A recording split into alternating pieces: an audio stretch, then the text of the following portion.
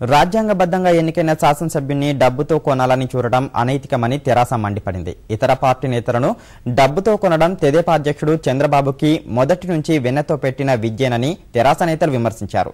తెరాసను దెబ్బతీయడానికి చంద్రబాబు చేసిన ప్రయత్నం బెడిసికొట్టిందని ఆ పార్టీ నేతలు పేర్కొన్నారు.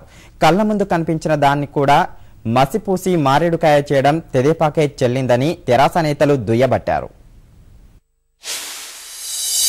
రేవంత్ రెడ్డి గారు మా నామినేటెడ్ శాసనసభ్యులు ఎల్విస్ స్టీఫెన్సన్ ఇంటికి వెళ్లి ఆయనను డబ్బుల ఎరచూపి టీడీపీ అభ్యర్థికి ఓటు వేయమని అడిగే ప్రయత్నం చేస్తూ డబ్బుతో పట్టుబడ్డట్టుగా ఛానల్స్ లో చూడడం జరిగింది. చంద్రబాబు నాయుడు గారికి ఈ రకంగా రాజకీయాలను కలుషితం చేయడం, ప్రత్యర్థి పార్టీల ఎమ్మెల్యేను కొనుగోలు చేయడం మొదటి నుంచి కూడా వెన్నతో పెట్టిన విద్య. పాపం ఇవాళ ఆయన ప్రయత్నము బెడిసి కొట్టి ముక్కు, మూతి, పళ్ళు, కళ్ళు, చెవులన్నీ కూడా పగిలిపోయే విధంగా ఆ ప్రయత్నం బెడిసి కొట్టింది. మేము ఇప్పుడు కాదు ఎప్పటి నుండో చెప్తున్నాము, చంద్రబాబు నాయుడు గారికి వెన్నతో పెట్టిన విద్య. మన తెలంగాణ బిడ్డల్నే వాడుకొని కత్తి మనవాడి చేతికే ఇచ్చి మనవాడి గొంతే పోయించడం అన్నటువంటిది వాళ్ళ విధానం.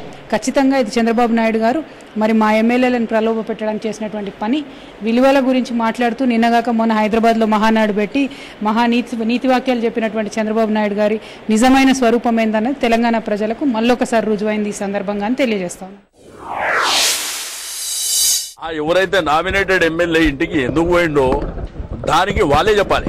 గౌరవనీయులు సత్యహరిచంద్రుడు అయినటువంటి చంద్రబాబు నాయుడే చెప్పాలి. చంద్రబాబు నాయుడు చరిత్రనే నీచమైన చరిత్ర.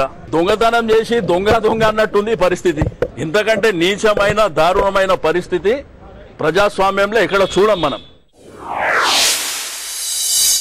మనుషుల్ని పశువుల్లాగా కొనేటువంటి సంస్కృతి ఈ ప్రపంచంలో ఎవరైనా ప్రవేశపెట్టిందంటే అది చంద్రబాబు నాయుడు గారి పార్టీ, అది తెలుగుదేశం పార్టీ అని నిరూపించడానికి నిలువెత్తు నిదర్శనం ఇవాళ జరిగినటువంటి స్టీఫెన్సన్ గారికి